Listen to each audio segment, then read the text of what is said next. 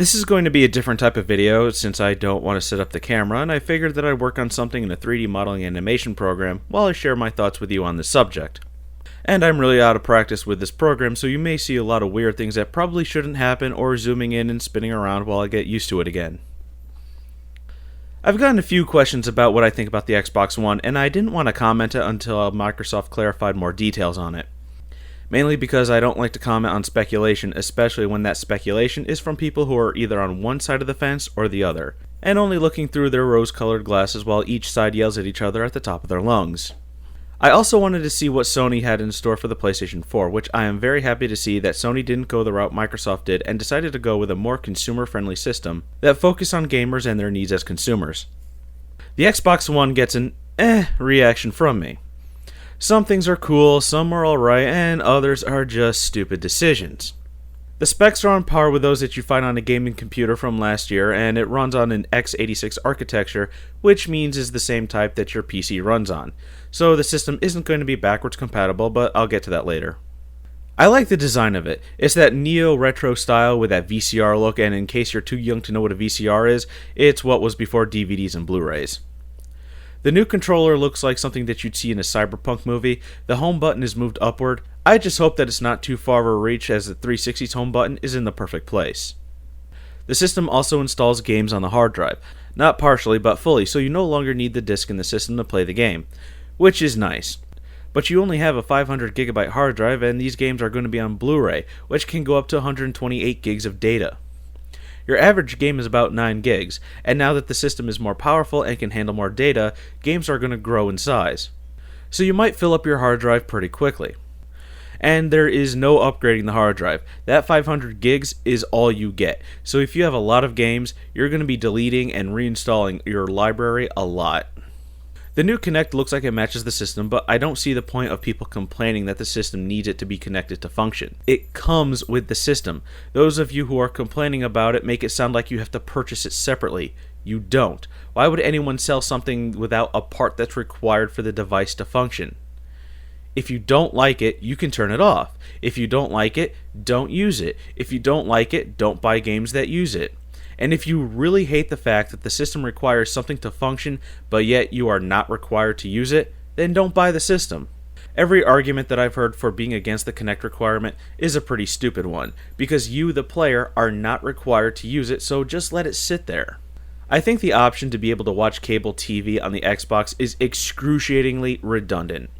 First, you need a cable box. Then you need to have an HDMI cable go from the cable box to the Xbox, and from the Xbox to the TV. All that really does is eliminate the process of switching input channels on your TV, and if you're just too lazy for that, then the Xbox One is the perfect system for you. And the whole NFL partnership, or however they're referring to this deal as, I don't get it. I play video games. I'm not interested in sports. I'm not going to be managing a fantasy football team. But it does make me think about those who like other sports and why they're excluded. So the Xbox One is not backwards compatible with 360 games because of the different architecture they're using. While that is understandable, I question why they didn't do backwards compatibility through software emulation. They gave the reason of being backwards compatible isn't the way they want to go, as they want to go forward. I don't think that's a smart move to drop backwards compatibility, because when a new system comes out, it's very rare that they have A material on launch day. Normally they only have one game that's really good, and the older games will help keep the new systems afloat for the time until the really good games come out. Yes, they gave a list of launch titles, but games can be delayed. Look at how Rayman Legends was supposed to be a Wii U launch title, but it was delayed. Next up is the Xbox One's Always On feature. This was one of the biggest things circulating about the internet, and people were hoping that it would not happen, and it did. Microsoft had said that the Xbox One isn't an always-on system, but does require an internet connection. Who are they trying to fool? That's fancy talk for always online. If the Xbox One has to check in once every 24 hours to verify that all the games that are installed are still yours and haven't been sent to anyone else, or to see that if the games need updates, then in fact it is an always-on system. And that's a really backwards way of doing it. Whenever you start the game, it should check to see if it needs an update before playing. And if that game disc goes to another system, it should invalidate the previous install. So if you give it to a friend, they install it, but yet you cannot play it while they have it. And until you get that disc back, or until a second copy is acquired, to revalidate that install. Or if the system doesn't have an internet connection available to it, then it should require the disc to be in the system as a failsafe. So if you are in an area without an internet connection, like some places that are in the middle of nowhere, or if Microsoft servers go down like the PlayStation Network did in 2011, then you can still play your game. That's what people are worried about. If the servers go down or you lose internet for more than 24 hours, you cannot play your games. Then your Xbox is just a very expensive paperweight until it can reestablish a connection. In Microsoft's hubris, they obviously think that what happened to the PlayStation Network won't happen to them. When it does, and it will, I don't doubt that it won't, there will be a massive backlash against Microsoft if people are unable to play their games on their Xbox for over a month, which Microsoft will then hopefully be smart enough to change the check-in policy after that. And you may be tempted to say, well, Retro, that doesn't affect me. I have a high-speed internet and my connection is always stable.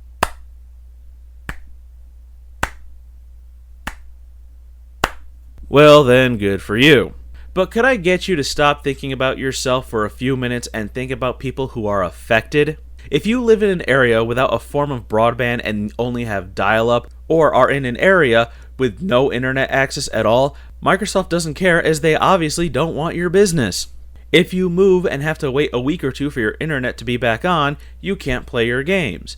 If you're overseas fighting for your country and your base doesn't have good internet or doesn't have it at all, you're screwed.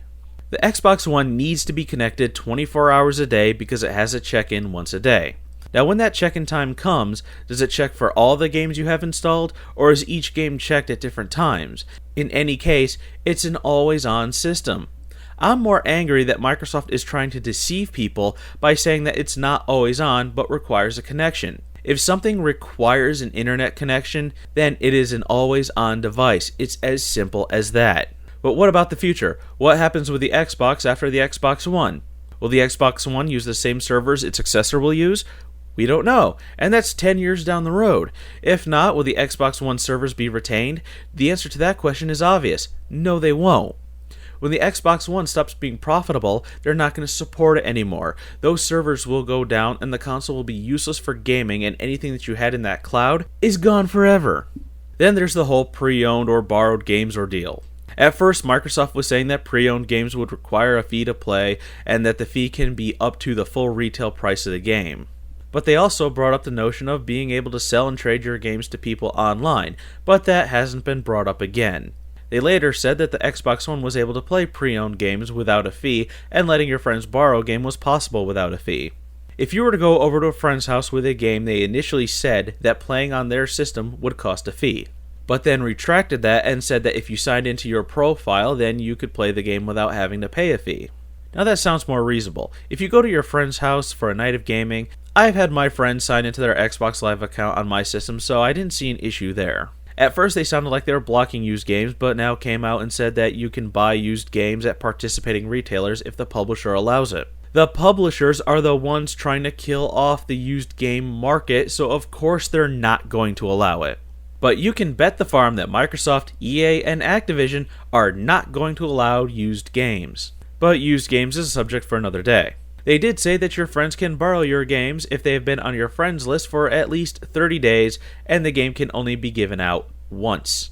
So the rental market is dead. You are restricted to letting your friends borrow your game, so no one can try before they buy. If they eliminate this try before you buy model, are the publishers going to release more demos? Not every game gets a demo, you know. And if I can play a demo and I like it, then I'll go out and buy the game.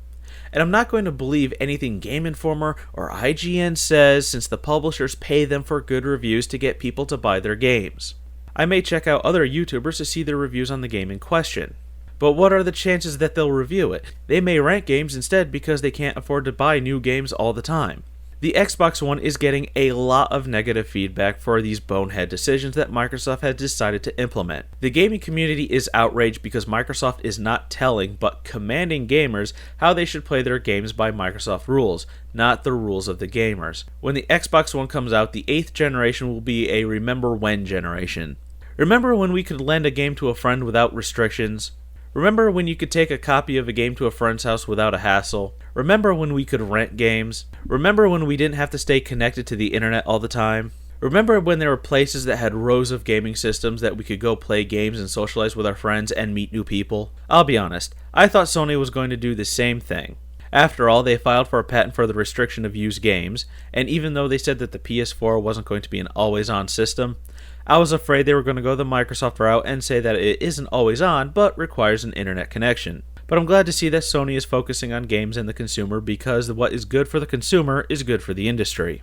However, Sony did say that they won't restrict their first-party games, but said that third-party developers can choose to behave otherwise. How third parties can do DRM on the PS4 when the system does not require to be connected to the internet is beyond me, though, unless they're going to bring in some sort of online pass thing again. If you restrict the consumer in the way that Microsoft is doing so with the Xbox One, gamers will go somewhere else to game. The Xbox One isn't the only video game system out there. We have the PlayStation 4 and Wii U. The Xbox One will go down in history as one of the worst video game consoles.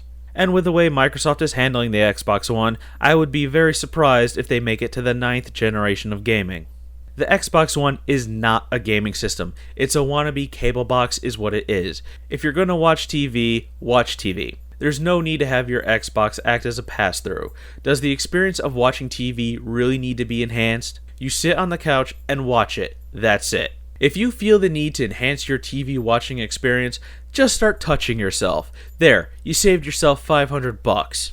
The only saving grace here is that all these restrictions are software-based. These restrictions can be changed or eliminated altogether. So when the Xbox One comes out, don't buy it. Send a message to these gaming companies that we will no longer roll over and take it up the ass. If you buy this $500 not a video game system, Microsoft is just telling you to suck their dick, and you are happily asking, spit or swallow. Spit